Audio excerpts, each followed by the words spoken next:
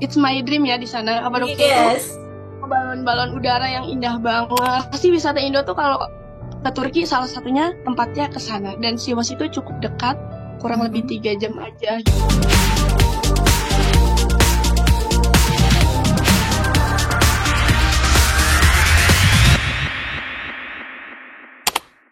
Assalamualaikum warahmatullahi wabarakatuh. Selamat sore para pemirsa kabarkampus.com. Kita kembali lagi di acara Kabar Kampus Keliling Dunia.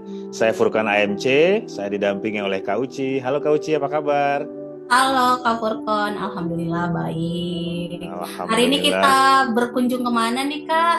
Ya, kita hari ini berkunjung ke Turki nih. Setelah keliling di beberapa negara, mulai dari Malaysia, Australia, Hong Kong, Belgia, kemudian juga ada Suriah, ada Prancis. Kali ini kita berkunjung ke Turki. Dan alhamdulillah kita sudah disambut sama Kak Wardah Jamilah di Turki.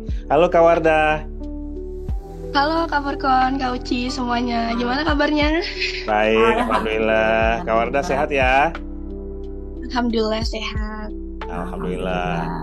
Kak Wardah, kita mau langsung nih to the point. Oke. Oke ya, are you ready? Ready. Oke, Kak Wardah, ini pertanyaan ritual di acara keliling dunia. Kenapa Kak Wardah memilih kuliah di Turki? Kenapa nggak di Mesir? Kenapa nggak di Suriah? Kenapa nggak di Maroko misalkan? Atau di Eropa misalkan? Oke, sebelumnya aku sebenarnya mau ikut kuliah ke Mesir, tapi di beberapa sudah menjalani kayak pemberkasan dan lain-lain, aku mundur karena nggak tahu. Aku ini kayak karena di Mesir itu temen aku maksudnya udah banyak di sana ya, tapi di dalam hati aku kayaknya aku mau mencoba untuk hal-hal yang baru. Akhirnya sempat mencoba ke Pakistan. Karena waktu itu COVID jadi lama dan pesawat ke sana tuh jarang banget. Akhirnya aku memutuskan kuliah di Turki seperti itu. Dan akhirnya jadi di sini aku udah di Sivas gitu. Oke. Udah lama ya? Udah berapa lama di Turkinya Kak? Ini puasa keempat di Turki. Puasa keempat. Berarti semester akhir dong. Ini S1 atau S2? Aku S1. Tapi Ya, sebenarnya kayak gini Kak. Ya, aku baru semester 4. Kenapa baru semester 4? Udah 4 tahun gitu. Karena aku mempelajari 2 bahasa di sini. Pertama itu harus bahasa Turki yang pastinya. Itu setahun. Yang kedua, aku mengikuti jurusan ilahiyat kayak Usuluddin di Indonesia seperti itu. Dan di situ juga diwajibkan untuk mengikuti kelas bahasa Arab. Sebenarnya bisa aja lulus. Cuma waktu itu aku beberapa teman-teman di Indonesia memang cukup susah ya karena prakteknya menerjemahkan bahasa Arab dan ke Turki gitu. Jadi belum prepare Turkinya, bahasa Arabnya sudah. Jadi akhirnya aku mengikuti kelas bahasa Arab 1 tahun. Jadi kelas bahasa 2 tahun, sekarang udah baru semester 4 seperti itu. Prepare untuk mulai kuliahnya itu lama ya Kak? Bahasa gitu. Wow. Betul. Emang susah gitu ya untuk bahasa? Bahasa Turki pertama itu bahasa yang beberapa teman-teman di sini juga tahu yang susah, cukup susah, bukan cukup tapi sangat susah seperti itu. Dan ada pertama kalau semua jurusan itu wajib untuk 1 tahun bahasa Turki, tapi untuk yang bahasa Arab ini cuma di jurusan ilahiyat aja. Ilahiyat yang namanya. Jadi emang pengantar sehari-harinya di kampus bahasa Turki berarti, bukan Arab, bukan juga Inggris ya? Iya, bukan full Turki. Kalau misalnya ada di pengumuman misalnya 70% bahasa Turki, ada 30%-nya bahasa Arab, itu sama sekali tidak dipakai. Karena guru di sini itu semuanya menggunakan bahasa Turki. Mungkin di beberapa kota besar itu Kak ada yang memang pakai bahasa Arab, tapi karena Sivas itu kalau di Jakarta itu termasuk kota yang misalnya Istanbulnya itu Jakarta, Sivasnya itu kayak Jawa Timur ke sana. Jadi masih proses untuk menerima mahasiswa asing seperti itu, jadi tetap pakai bahasa Turki. Berarti tadi kuliahnya di situ ya, nama kampusnya apa Kak? Aku kuliah di Sivas Cumhuriyet University. Sivas. Ngambil jurusan apa di sana? Yang sebelum ilahiyat yang tadi ya berarti? Iya, itu ilahiyat. Panggilannya semuanya jurusan agama di sini cuma 1, ilahiyat. Siwat itu nama kampusnya. Kalau tulisannya itu SIVAS. Oke. Sivas. Karena di sini nggak ada huruf W, jadi kayak Siwas gitu, Sivas gitu. Oke. Itu nama kampus tapi nama kota juga di Turki. Betul, karena ada kampusnya cuma satu, ada satu lagi cuma itu baru gitu. Kotanya cukup dibilang kecil gitu Kak, gurun semua, nggak ada pantai. Gitu. Kalau dibandingkan Istanbul jauh gitu bedanya ya? Jauh sekali. Bahkan kereta cepat itu baru ada di tahun 2023 atau nggak 2024. Berarti awal-awal di sana belum dapet ya? Belum ada. Harus ke Siwas gitu. Kenapa nggak di Istanbul awalnya? Dari awal memilih Istanbul gitu. Jadi aku di sini kan menggunakan agen ya Kak. Jadi cukup cepat prosesnya karena agennya itu menjual seperti sebulan langsung selesai berkas langsung berangkat ke Turki. Seperti itu banyak sekali. Agennya di agen Turki atau agen Indonesia? Di Indonesia. Oke. Jadi orang-orang yang kuliah di sini udah lulus membuka agen, ayo kuliah di Turki. Ada beberapa step-step kayak bagus kuliahnya di sini kayak gitu. Aku sebenarnya sudah menanyakan terkait ada nggak sih kota lain yang jurusan agama juga yang pengantar bahasa Arabnya tuh pengantarnya itu bahasa Arab gitu. Karena aku lebih proper ke bahasa Arab. Cuma mereka bilang nggak ada yang cuma di sini. Oh ya udah.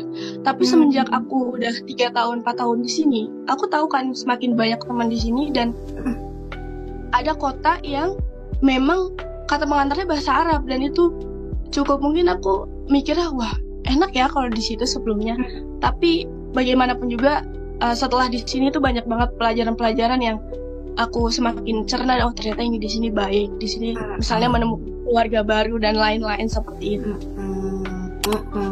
Berarti di sana kesana dapat beasiswa Kak? Kuliahnya beasiswa atau enggak nih? Mandiri. Oke. Mandiri. Emang nggak ada ya yang disediain untuk kampusnya Kakak yang di Siwas itu nggak ada beasiswa kalau yang dari Indonesianya? Ada, sebenarnya ada. Cuma karena langsung kalau beasiswa itu pemberkasannya lumayan lama dan kita harus daftar dulu. Sedangkan aku waktu itu udah tinggal berangkat aja, biaya dan lain-lain itu dari pribadi seperti itu. Ada temen aku satu orang tuh yang beasiswa juga ada di sini. Oke. Sebelumnya SMA atau mondok? Alumni pesantren? Aku mondok. Alumni pesantren di Bekasi. Di Bekasi. Aku orang Bekasi. Pesantren 6 tahun atau 3 tahun? 6 tahun. Wow, pantasan lebih prepare bahasa Arab. Bahasa Arab tadi ya. Tapi jadi bagus Kak Uci, jadi tambah bahasa dong. Sekarang di mahir bahasa Arab, tambah lagi mahir bahasa Turki. Bahasa Turki tadi katanya sangat susah tuh. Jadi wow, keren banget nih Kak Wardah. Iya. Kak Wardah, Kak Uci itu saya dulu nih. Oke, saya dulu ya. Kak Furman aja. Oke, Kak Wardah, selain Kak Wardah, ada berapa teman-teman mahasiswa di sana? Mahasiswa Indonesia ya? Teman-teman mahasiswa, iya, mahasiswa teman-teman Indonesia di sini tuh ada 120-an orang. Itu di seluruh Turki? 4 tahun. Seluruh Turki atau ini di kota aku aja. Oh, oke. Di Siwas saja. Banyak ya? Di satu kota itu 120? Iya. Banyak, mungkin kalau di Mesir itu terlihat banyak karena mungkin jangkauan kotanya dekat-dekat gitu ya. Kita itu banyak sebenarnya, tapi kotanya itu misah-misah gitu. Ada di kota Izmir, Istanbul, Konya gitu. Untuk di Siwas itu 120-an perkiraan seperti itu. Itu dari kampus Siwas itu aja atau ada banyak kampus di kota itu Kak? Kampus Siwas aja. Dan tahun ini kayaknya nggak ada pengiriman mahasiswa Indonesia baru deh. Kenapa? Itu. Kenapa? Karena aku dapat dari teman-teman di sini, misalnya di tahun aku itu mudah untuk ke Siwas di semua kota. Nanti tahun kedua lumayan sulit. Nanti di tahun keempat itu udah untuk mahasiswa asing, misalnya kuotanya tuh udah cukup susah. Dan jadi agen-agen itu nggak mengirim ke sini. Jadi tahun ini tidak ada mahasiswa Indonesia yang kesini ke Siwas lagi. Jadi untuk pemirsa kabar kampus keliling dunia yang lagi nonton nih, gimana Kak? Kalau misalnya minat ke Turki, rekomendasinya ke kota mana nih atau ke kampus mana? Kalau di Siwasnya udah ketutup. Untuk merekomendasikan, pertama aku menyarankan sekali untuk belajar bahasa Turki lebih awal dan mencari tahu kota-kota mana yang kalian mau tuju. Mungkin kalau saran itu kota-kota yang memang di kota-kota besar saja gitu, karena di sana bisa pakai bahasa Inggris dan bahasa Arab, lebih mudah gitu. Dosennya juga mahasiswa asingnya lebih banyak seperti itu. Tapi untuk sekarang karena inflasi ya, jadi kenaikan di sini tuh naik banget. Sebelumnya itu aku bayar kuliah 4.000 itu 2 jutaan mungkin ya. Tiba-tiba naik jadi 6.000 terus jadi 11.000 sekarang. Karena sorry tadi 2.000 berapa? 2.000-an berapa tadi? 2 jutaan, 4.000. Sekarang udah, iya mata uang Turki udah setengah banget. Jadi 4.000 di sini udah 2 juta di Indonesia. Sekarang udah naik 11.000 ya Kak. Berarti udah sekitar berapa tuh? 5 juta lebih. Dari 2 juta ke 5 juta, berarti lebih dari 100% ya kenaikannya. Iya. Wow. Karena dulu kan diiming-imingkan kuliah di Turki itu murah, UKT-nya murah, seperti itu. Karena terus di luar negeri kita bisa jalan-jalan juga sambil belajar. Tapi dengan kenaikan ini cukup, menurut aku cukup kaget ya. Jadi dipersiapkan lagi setiap tahunnya, kita nggak tahu bakal naik. Kita nggak tahu nih inflasinya bakal sampai kapan dan naik sampai kapan juga UKT-nya atau barang-barang yang di rumah buat masak dan lain-lain gitu, minyak, beras, seperti itu. Kak, tadi mahasiswa yang lebih dari 100 itu semuanya aktif di PPI Kak? Kebetulan karena sudah nggak ada mahasiswa Indonesia lagi yang kesini, alhamdulillah sebelum-sebelumnya aktif sudah 3 periode ya. 3 atau 4 periode untuk menjalankan organisasi. Untuk teman-teman Indonesia itu aktif, misalnya dari organisasi online keluar, dia ikut PPI Turki. Tapi yang lagi krisisnya sekarang itu teman-teman tidak begitu mengikuti PPI Siwasnya sendiri. Tapi sekarang alhamdulillah masih ada, tapi kurang regenerasinya seperti itu. Minatnya sudah pengennya online gitu. Mungkin kalau langsung capek ya, kayak ada kumpul ini, acara besar ini, kayak gitu mungkin ngurusnya capek. Kalau se-Turki ada datanya, Kak Wardah tahu berapa jumlah se-Turki? Berapa? Kurang tahu, tapi ada satu kota aja itu sampai 500 lebih ada. Berarti bisa ribuan ya, bisa di atas 1.000 kali. Bisa ribuan. Betul. Jadi sekarang banyak aktif malah ke PPI Turkinya secara keseluruhan. PPI Siwasnya tapi online ya, jarak jauh kan pasti ya. Iya. Apa aja tuh biasanya kegiatan teman-teman selain online ya? Oke.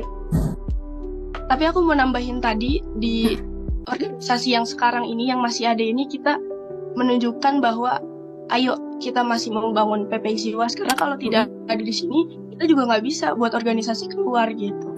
Dan untuk acara-acara di sini juga sangat membantu karena nggak ada, misalnya kita jauh dari keluarga, jadi adanya PPI Siwas ini, misalnya ada hari-hari besar Islam, ada Maulid, juga ada nanti buka bersama seluruh PPI. Biasanya itu hari terakhir dan sekalian takbiran bersama dengan dipandu sama PPI Turkinya langsung seluruh kota yang ada mahasiswa Indonesia.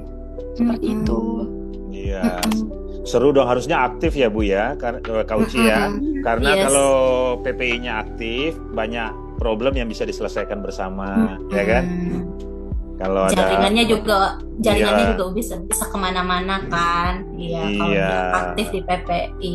Tadi ngomongin puasa Kak, puasa di sana gimana? Apalagi ini udah puasa keempat ya di sana Kak? Iya, betul. Untuk puasa di sini seru banget. Awalnya aku kayak nggak ada keluarga, jauh gitu. Tapi 3 tahun sebelumnya, saat Siwas terkena dampak gempa gitu, terus teman-teman Indonesia itu belajarnya online dan ada yang banyak pulang ke Indonesia. Di sini aku menemukan keluarga baru. Jadi aku punya teman Turki. Teman Turki ini keluarganya tinggal di sini. Dan karena itu kita jadi diajak bukber terus sama keluarganya, terus ke rumah neneknya. Akhirnya teman-teman dari, aku manggilnya Anne. Anne itu ibu dalam bahasa Turki. Udah Anne sama Baba udah kayak ibu sendiri aja gitu. Jadi dibawa ke orang tuanya juga. Terus temennya pengen nih ngajak anak Indo, dibawa lagi. Kita kayak diundang terus, tiap hari ada. Nah, terus Kak Wardah kalau jalan-jalan wisata selain di Sivas atau di Sivas itu sendiri misalkan biasanya apa nih travelingnya kemana? Kalau Sivas sendiri itu sebenarnya kota sejarah gitu. Jadi ada beberapa sejarah di sini yang mungkin dikit yang kesini, karena tidak ada spesifik kota wisata gitu di sini. Tapi ada namanya Gokpenar. Jadi karena di Sivas ini jarang ada misalnya wisata yang ada air-airnya gitu, itu jarang. Ada di Gokpenar, itu di Sivas bagian udah mulai jauh gitu. Di situ ada air yang biru gitu. Jadi kayak wisatanya di situ danau gitu. Tapi kecil, tapi di situ karena banyak air, teman-teman di Sivas di sini banyak yang memutuskan kalau liburan bisa ke sana sama teman-temannya gitu. Dan Sivas ini dekat dari Kapadokia. Apa tuh? Kapadokia. Kapadokia kok nggak tahu. Coba ceritain dong. Ceritain. Yang suka nonton ini pasti tahu Kapadokia. Ceritain, Kak. It's my dream ya di sana, Kapadokia. Yes. Balon-balon udara yang indah banget, yang memang di sana juga. Pasti wisata Indo tuh kalau ke Turki salah satunya tempatnya ke sana. Dan Sivas itu cukup dekat, kurang lebih 3 jam aja gitu. Kalau mau lihat sunrise itu dari malam berangkat, paginya sudah di sana gitu. Yang pasti Kak Wardah udah pernah ke sana ya? Belum. Belum. Malah udah 4 tahun di sana malah belum. Udah 4 tahun kok belum. Soal ini sih sebenarnya biaya hidup di sana gitu. Kalau ke Turki kayak Jakarta nggak bisa dapat nasi harga 10.000 atau 15.000 gitu. Kalau di Majene di Sulawesi Barat, kampung saya, nasi 3.000 itu masih ada, 5.000 ada. Nasi kuning. Di sana gimana, Kak? Untuk biaya ya, sebelumnya juga aku pernah ke Pare ya, Kediri. Itu tuh cukup murah buat biaya hidup di sana. Untuk di sini kita kan nggak ada nasi uduk, gorengan, apa itu makanan yang kecil-kecil yang bikin kangen gitu sama Indonesia itu di sini nggak ada. Jadi untuk biaya untuk sekarang cukup mahal. Untuk makanan biasa jajanan itu tuh doner, kebab. Tapi kebab di sini kan cukup besar ya. Jadi satunya mungkin sekarang udah 50.000 untuk mata uang Indonesia. Jajan. Jadi kayak sekarang udah beda. Udah beda banget, nggak ada jajanan-jajanan kecil seperti itu. Untuk teman-teman yang membuka usaha di sini juga, misalnya nasi kuning, ayam bakar, itu tuh 80 tele uang sini, 40.000 di Indonesia. Nasi Padang aja udah 200 tele, udah 100.000 mungkin. Karena mungkin yang jauh gitu ya, jadi nggak gampang buat didapetin. Tapi mahal. Tapi ada nasi Padang emang di sana? Ada di Istanbul. Di Sivas nggak ada. Di Sivas nggak ada. Peluang berarti. Peluang. Ya, boleh Kak Wardah boleh cerita nggak bagaimana sih di Turki secara umum kondisi perpolitikannya? Kalau yang kita tahu kan sekarang pemimpinnya Erdogan sudah lebih 20 tahun ya memimpin di Turki gitu ya. Selebihnya sih ya kita pengen tahu lebih agak detail dari Kak Wardah gimana situasi secara keseluruhan politik di Turki. Iya, untuk keseluruhan aku tidak tahu misalnya tentang Erdogan. Di sini manggilnya Erdogan ya. Erdogan. Tentang Erdogan. Karena G-nya itu ada titiknya. Akhirnya kalau di sini itu nggak dibaca, cuma kayak ada tapi nggak dianggap gitu. Ada nggak dianggap. Huruf G-nya. Jadi aku mungkin bakal nyeritain tentang Erdogan ini dengan kepemimpinan Atatürk zaman dulu. Bukan zaman dulu, karena Atatürk ini kan cukup lama yang memimpin. Cukup lama memimpin Turki dan yang membangun menjadi Turki juga dibangunnya orang-orang sini bilang oleh Atatürk sendiri. Turki modern ya. Turki modern. Di sini sekarang ada pemimpin baru, Erdogan, dan itu udah kemarin menang lagi kan untuk menjabat menjadi presiden lagi. Dan jadi dua kubu ini sama-sama banyak pengikutnya dan sama-sama apa ya, kalau suka banget tuh apa namanya? Fanatik. Iya seperti itu. Jadi untuk dulu aku pernah mencari rumah buat tinggal di sini dan kebetulan mencari rumahnya itu mungkin itu pengikutnya Atatürk ya. Dengan ngobrol-ngobrol kita nggak taunya menjurus ke arah yang memang politik ke sana. Mereka bilang, kalian suka siapa, Erdogan atau Atatürk? Kita cuma senyum-senyum aja karena takut salah berbicara di sini. Dan mereka tanpa kita ngomong, mereka langsung ngomong, untuk apa pemimpinan sekarang gitu. Sebelumnya kan di sini azan aja itu pakai diganti dengan bahasa Turki. Bukan Allahu Akbar, tapi Allah buyuk dengan bahasanya sendiri. Dan orang-orang pengikut Atatürk sendiri itu memikir bahwa ngapain pakai bahasa Arabnya asli. Karena Al-Quran sendiri aja bisa dipakai dengan bahasa sendiri-sendiri, ngapain dikembalikan lagi ke bahasa Arabnya asli. Mereka memikirkannya sampai seperti itu. Itu itu di masa pemerintahan Kemal Atatürk. Erdogan. Enggak, iya, yang diganti azannya pakai bahasa Turki. Betul. Di masa kepemimpinannya beliau Kemal Atatürk itu sampai tidak boleh tidak boleh ke sekolah, ke tempat kerja, itu wanita nggak boleh pakai kerudung, itu nggak boleh. Dan sampai ada teman sekelas aku, mungkin umurnya udah punya anak juga, udah punya cucu, baru kuliah sekarang, baru semester yang sama kayak aku.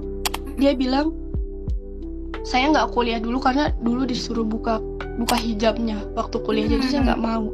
Karena memutuskan untuk kuliah itu sekarang. Jadi banyak yang mendukung Erdogan itu karena kebebasan muslimnya tuh kembali diperjuangkan. Kebebasan muslim di sini saya ambil dari beberapa teman saya yang memang pro atau ada di pihak Erdogan.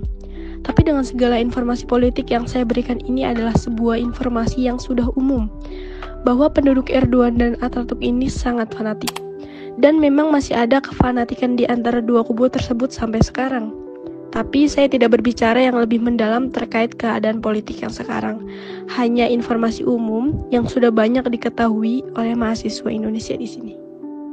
Seperti itu. Oke, jadi pemerintahan sebelumnya Kemal Atatürk itu sangat sekuler gitu ya. Yes. Tapi sekulernya maksa. Iya kan? Jadi otoriter gitu ya. Iya, jadi dengan mengklaim mengedepankan kebebasan, tapi ekspresi beragama justru ditekan gitu. Nggak boleh pakai hijab, nggak boleh gitu. Azan harus pakai bahasa Turki gitu ya. Tapi sorry, biar kita lebih valid nih. Sampai di azan aja yang diwajibin waktu itu pakai bahasa Turki, atau sampai bacaan sholat juga wajib bahasa Turki kalau suara imam dikeraskan? Sepertinya kalau imam itu masih menggunakan bahasa Arab ya. Cuma karena kan kalau azan itu lebih umum dan lebih terdengar, jadi diputuskan untuk menggunakan bahasa Turki. Ya jangan, karena nggak terlalu jauh ya kalau sampai bacaan sholat juga harus pakai bahasa Turki. Betul, itu jauh sekali. Jauh sekali. Enggak ya, cuma azan aja gitu. Tapi azan pun menurut saya itu satu informasi baru bagi saya. Turki sampai segitunya dulu ya. Yes. Ya dulu bahasa di Turki tuh menggunakan bahasa Arab. Jadi kalau di Indonesia tuh Arab Melayu ya, tulisannya Arab, dibacanya Indonesia. Gitu. Nah, sekarang seperti itu. Lalu diganti dengan menggunakan Latin dengan Atatürk itu sendiri. Seperti itu. Di zaman masa Arab. Makanya di sini kalimatnya itu cukup terkenal. Jadi sama masanya Kemal Atatürk dibudayakan lagi pakai bahasa Latin. Oke, nah kalau sekarang yang umum di masa pemerintahan sekarang? Di sini udah menggunakan bahasa Latin semua, tapi aku nggak tahu di jurusan lain, tapi di jurusan ilahiyat aku sendiri di semester 1-nya itu diwajibkan untuk belajar bahasa namanya Osman Leja. Itu kayak Arab Melayunya gitu, bahasanya Osman Leja. Jadi di situ kita tetap harus bisa membaca bahasa Arab itu dengan bacaan Turki sendiri seperti itu, masih dibudayakan gitu. Dan sejarah-sejarah Atatürk itu sendiri itu masih ada matkulnya. Mau jurusan apapun itu harus ada di semester 1 dan 2. Oke, jadi bahasa Latin ya, bukan bahasa Turki ya? Bahasa Turkinya ditulis Latin gitu. Tulisannya tuh aksaranya aksara Latin. Aksara Tapi Latin. bahasanya tetap bahasa Turki. Cuman saya mikir nih, tadi kata Kak Wardah kan, awalnya sama-sama masih fanatik tuh pendukungnya dan sama-sama besar tuh. Nah, yang pendukungnya Kemal Atatürk sekarang tuh gimana tuh keadaannya tuh dengan kondisi pemerintahan yang baru? Keadaannya itu menurut aku kayak baik-baik aja juga. Cuma waktu polling kemarin pemilu presiden lagi itu memang ada beberapa kota yang misalnya satu kota itu memang terlihat pendukungnya Erdogan, misalnya Sivas ini itu termasuk, walaupun ada juga yang Atatürknya. Misalnya kalau dia nggak mau Erdogan, dia itu memilih beberapa calon yang lain gitu, pokoknya nggak Erdogan gitu. Ada satu kota itu di Izmir itu cukup terkenal dengan tidak mendukung Erdogan dan mereka mendukungnya yang lain. Jadi tidak, waktu pemilu kemarin itu sangat sedikit yang mendukung Erdogannya itu. Ada satu kota itu. Kayak gitu. Nah, kalau sebelumnya itu kan ada yang dari kok tiba-tiba saya lupa ya, yang dilarang, organisasi yang dilarang sama pemerintahan Erdogan, yang tokohnya suaka ke Amerika tuh siapa Kak Uci? Nggak tahu. Yang dulu yang kudeta itu. Iya, pasca kudeta kemudian organisasi itu dituduh sebagai bagian dari kudeta kan, kemudian dilarang kan, banyak yang ditangkap. Betul. Terus beberapa yayasan yang ada di Indonesia juga waktu itu sempat ketar-ketir karena dianggap terkait dengan mereka. Tokohnya kalau nggak salah sudah baru almarhum deh, siapa ya, lupa lagi ya. Iya, aku juga dapat informasi dulu pertama kali kesini tuh sama tour guide aku juga. Itu jadi di Istanbul ada yang namanya satu masjid itu Onbes Temmuz. Jadi di situ tuh pas kejadian kudeta itu sendiri ada beberapa nama yang kayak dipajang di sana. Ada di depan gedung itu ada orang yang lagi pada wudu di depan kolamnya itu sejarah kudeta yang aku juga waktu diceritain cukup kaget ya, karena waktu di jam berapa itu, di jam malam itu sampai sekarang diperingati dengan kudeta itu dengan azan. Karena di malam itu enggak menginformasikan bahwa kudeta itu udah berakhir gitu.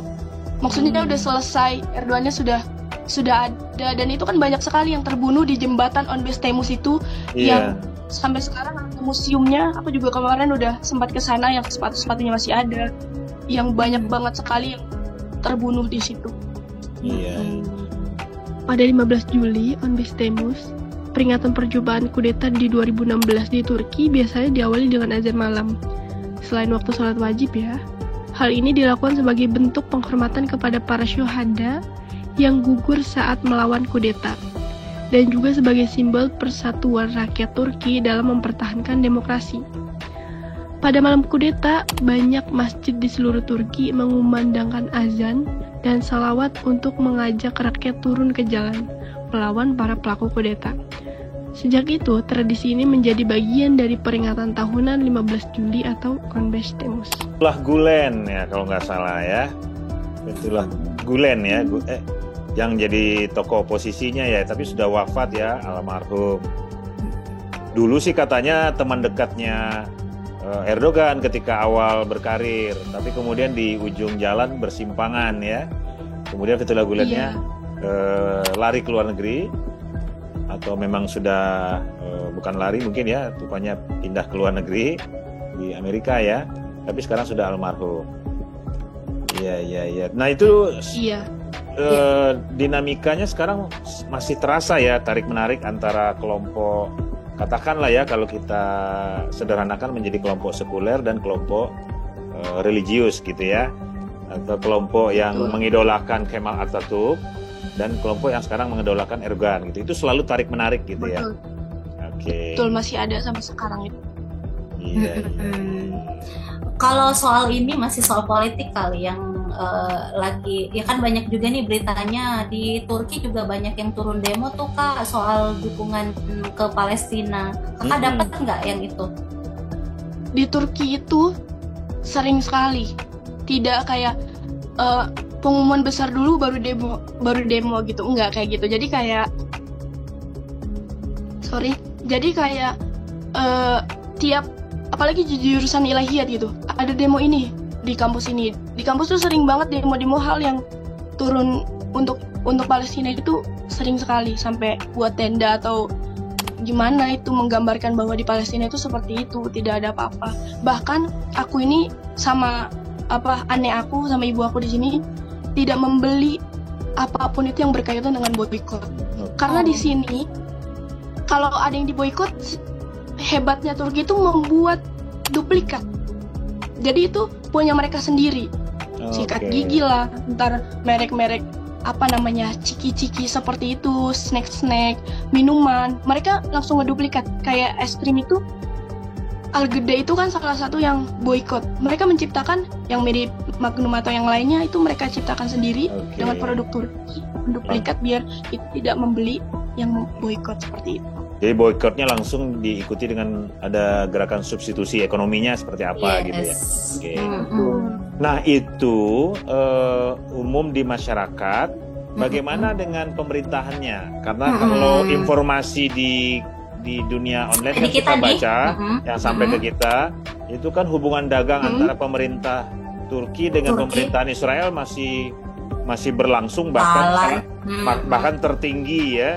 Statistik perdagangannya itu gimana? Terjadi resistensi di masyarakat terhadap sikap pemerintah atau gimana?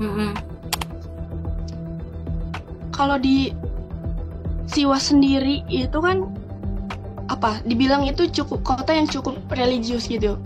Beda, ada beberapa kota yang biasa aja, tapi di sini cukup yang memang sangat kental sekali gitu untuk masalah religius seperti itu. Untuk di lapangannya sendiri terkait yang tadi sudah kakak bilang itu, aku cukup tidak mendengar hal itu ya. Maksudnya keluarga yang misalnya orang Turki yang aku kenal di sini ini tidak membahas terkait itu. Mungkin termasuk yang pro Erdogan, jadi tidak membahas lainnya. Tapi ada juga teman aku di sini juga yang melihat Erdogan itu tidak sepenuhnya kayak diagung-agungkan kayak warga Siwasnya sendiri. Ada juga yang melihat netral, dan banyak juga yang bilang organisasinya ada timnya itu bermasalah, dan melihat dari cara pandang yang memang kayak sekarang kan katanya naik itu mata uang Turki itu naik lagi, tapi sampai sekarang itu masih tetap turun dan tidak ada prosesnya seperti itu.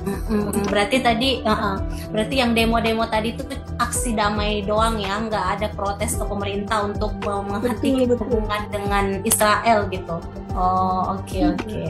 Kan kalau secara umum mungkin di masyarakat Turki juga mereka mendapati bahwa pemerintahnya juga dalam narasinya dukung Palestina, kan gitu ya Bu Kauci ya.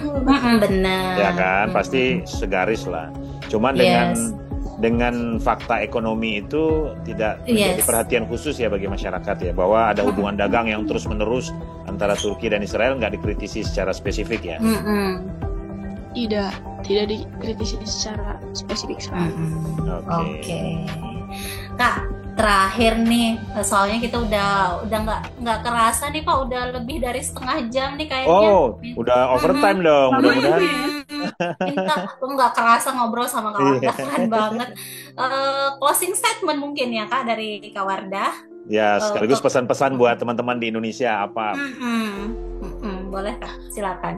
Untuk teman-teman yang ingin kuliah di Turki, tolong dipersiapkan sedemikian siap banget gitu untuk cari informasi di sini kayak gimana, terkait biaya, terkait bahasa, terkait kampus yang ingin kamu minati semua, itu tolong dicari tahu, dipersiapin sekali lagi, karena ada beberapa hal yang mungkin saat di sini tuh tidak tergambarkan sama kita di Indonesia, karena kita taunya Turki itu indah, Turki itu sejarahnya banyak, tapi kita nggak tahu yang perlu dipersiapkan sebenarnya itu belajar di sini, bukan untuk hal yang lain-lain seperti itu. Dan untuk aku yang udah di sini, alhamdulillah sekali banyak pelajaran-pelajaran yang mungkin nanti bisa untuk dibawa ke kampung halaman sendiri, dan itu banyak banget bisa diambil pelajarannya di sini dan akan aku selesaikan sampai akhir gitu. Karena apapun yang terjadi, takdir sekarang ini itu adalah milik kita. Yang bukan takdir untuk kita itu tidak akan melewati kita. Jadi untuk teman-teman di seluruh mahasiswa Indonesia yang di Turki, jangan pernah menyesal buat kuliah di sini. Sekali lagi cari potensi kalian dan cari alasan untuk tetap ada sampai lulus sampai sini, karena perjuangan untuk sampai kalian untuk kuliah di sini itu tuh nggak mudah. Butuh beberapa berpikir bahwa kita mau kuliah di Turki. Jadi untuk teman-teman yang mau kuliah di Turki dan teman-teman yang udah di sini, lebih diperbaharui lagi niatnya dan tetap semangat sampai akhir gitu. Terima kasih. Keren. Oke ya. Aduh. Oke, mungkin ya, seneng banget bisa berbagi sama Kak Wardah Jamilah nih, keren banget, banyak inspirasi yang kita dapetin. Terima kasih banyak ya Kak dari kami tim Kabar Kampus. Iya. Aku juga seneng banget, makasih udah undang aku. Ya, siap, sama-sama Kak. Jadi terima kasih untuk pemirsa Kabar Kampus keliling dunia. Terima kasih banyak udah mendengarkan episode kali ini, episode Turki bersama Kak Wardah. Jangan lupa untuk menyaksikan episode-episode selanjutnya. Kak Furqan, redaksinya. Iya, yang terakhir buat Kak Wardah dan teman-teman di Turki, kalau ada kegiatan, liputan kegiatannya bisa dikirim ke redaksi @kabarkampus.com biar nanti ditayangkan di kabarkampus.com dan dibaca, diketahui oleh semua pemirsa kabarkampus.com. Kalau mau media partner, bisa dikirim ke mediapartner@kabarkampus.com. Titip salam ya buat semua teman-teman di Turki ya. Titip salam buat semua, terima sukses kasih selalu. banyak. Aku senang banget. Iya, makasih. Kalau gitu kita izin pamit ya. Yes. Oke, kita tutup langsung. Silakan Kak Uci ditutup. Udah, jadi terima kasih ya Kak. Terima kasih pemirsa Kabar Kampus sekali lagi. Kami tutup dengan ucapan Assalamualaikum warahmatullahi wabarakatuh.